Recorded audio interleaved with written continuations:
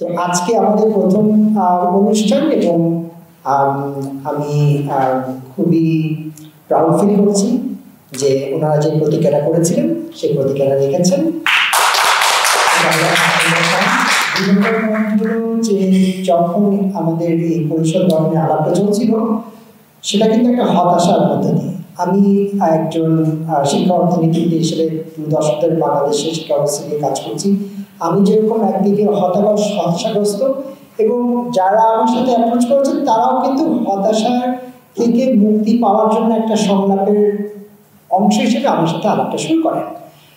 কিন্তু একই সাথে আজকে যখন আমি শিক্ষার্থীদের বক্তব্য শুনলাম তা দেখে যেটা বুঝলাম যে শিক্ষা ব্যবস্থা ভেঙে পড়লেও শিক্ষার্থীরা ভেঙে পড়েনি এবং তারাই কিন্তু যে একদিকে যেভাবে বলছেন যে ফ্যাসিবাদ, ডেমোক্রেটিক ডেফিসিট, রাষ্ট্র পুনর্গঠন, দেশকে ঘুরে দাঁড়াতে সাহায্য করবো, শিক্ষা ব্যবস্থারও পুনরুদ্ধার করব এবং সেই প্রক্রিয়ার অংশ হিসেবে কিন্তু আজকের এই আলাপটা এবং এখান থেকেই কিন্তু আমি একটা আশা আলো দেখতে পাচ্ছি।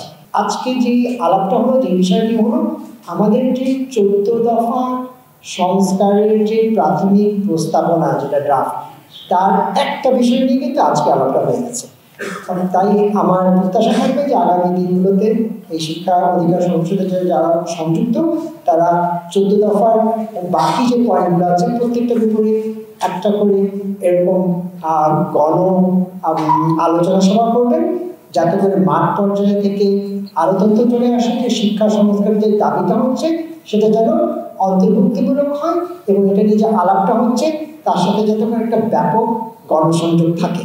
আমরা কোনোভাবেই চাই না যে ভিতরের 15 বছরে শিক্ষা নিয়ে যে সংস্কার হয়েছিল, যেটা জনগণ বিচ্ছিন্ন ছিল, যেটা অবনতমুখী ছিল, একই সংস্কৃতির আবারও পুনরাবৃত্তি ঘটে।